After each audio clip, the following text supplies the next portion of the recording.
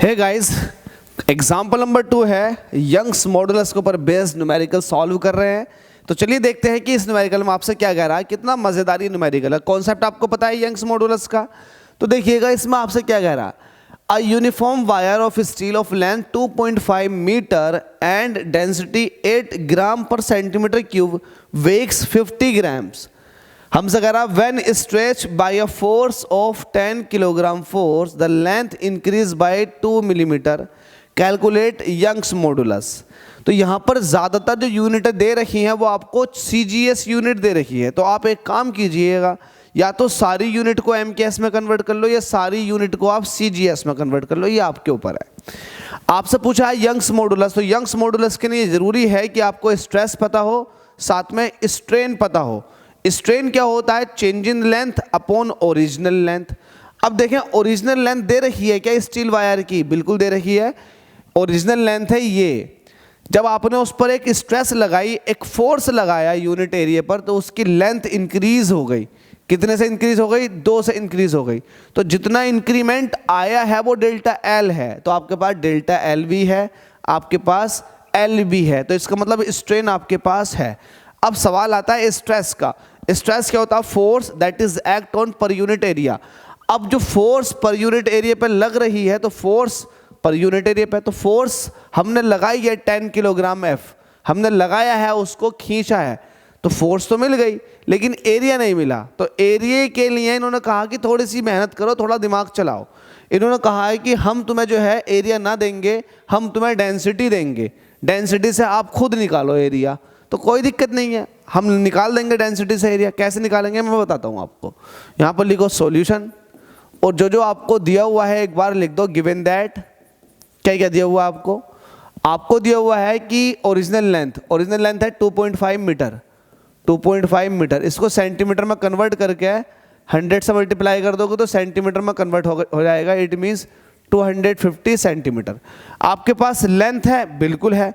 Length के साथ साथ आप ये देखें कि चेंज इन लेंथ है आपके पास, बिल्कुल है। लंबाई में चेंज कितना आया था? 2 मिलीमीटर का। 2 मिलीमीटर का। और आपको पता है 1 सेंटीमीटर के अंदर 10 मिलीमीटर होते हैं।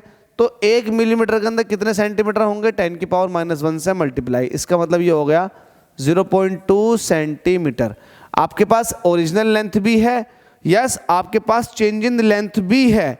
ठीक है, कोई दिक्कत यहाँ तक? कोई दिक्कत नहीं है। आपसे कह रहा है कि जो वेग था, है ना, वेट था, हमसे कह रहा अ uniform wire of steel of length इतने मीटर एंड डेंसिटी इतने।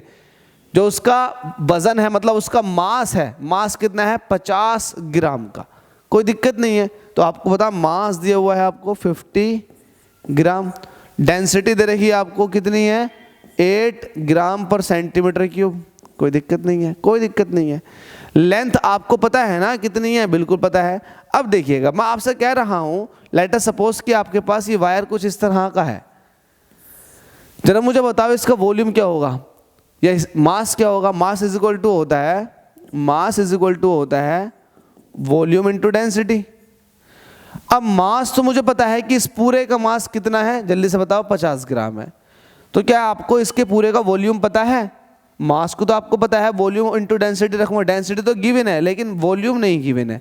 तो जब कभी भी आपके पास वॉल्यूम ना हो तो आप ये कर सकते हैं, जो एरिया ऑफ क्रॉस सेक्शन है उसकी कितनी लंबाई तक पहुंच है, तो ये एरिया और इनटू लेंथ मल्टीप्लाई कर दोगे तो ये वॉल्यूम निकल कर आ जाएगा।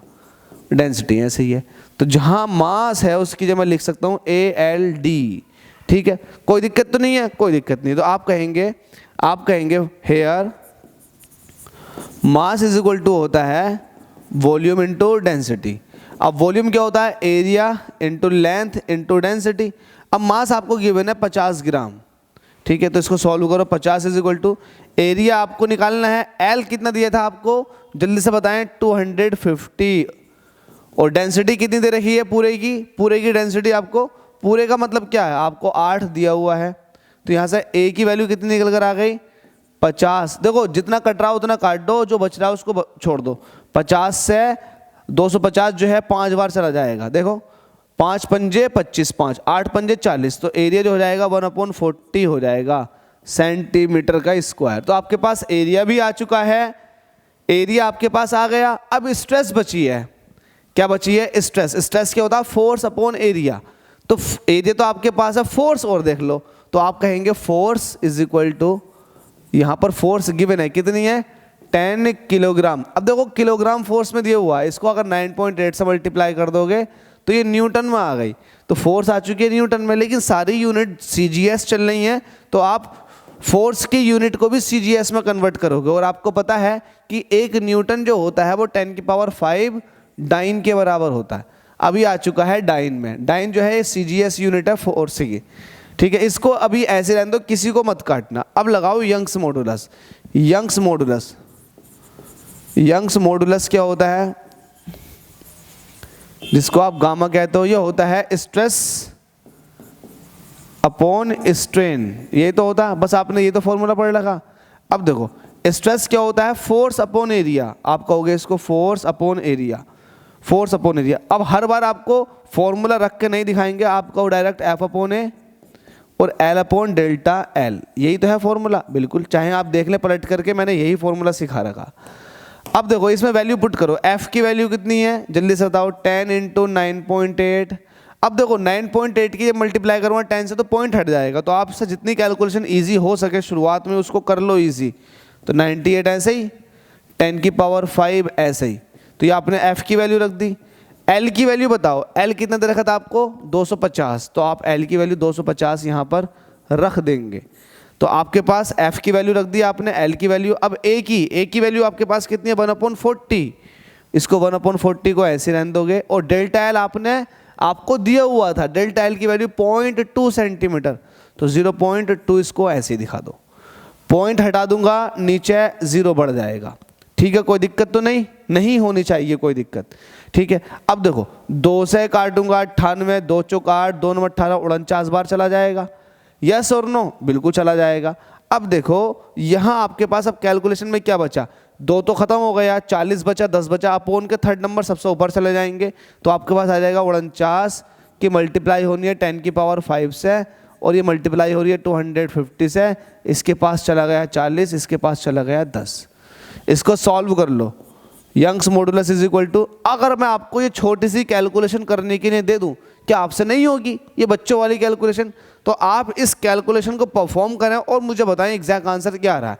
मेरे पास जो आंसर की वैल्यू है मैं लिख देता हूँ, 4.9 × 10⁻11, 4.9 × 10⁻11। हालांकि ये कैलकुलेशन बड़ी इजी है, क्योंकि 25 की जब 4 से मल्टीप्लाई करते हैं 100 हो जाएगा।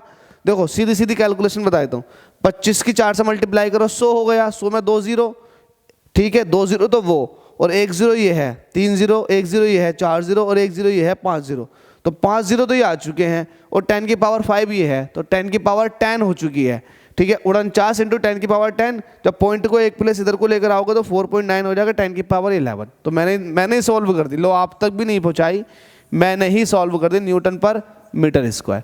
तो आई होप कि आपको समझ में आ गया होगा। इसी तरीके से आपको मेहनत करके सारे क्वेश्चन लगाने हैं और लगाते चले जाइएगा जब तक होते चले जाए।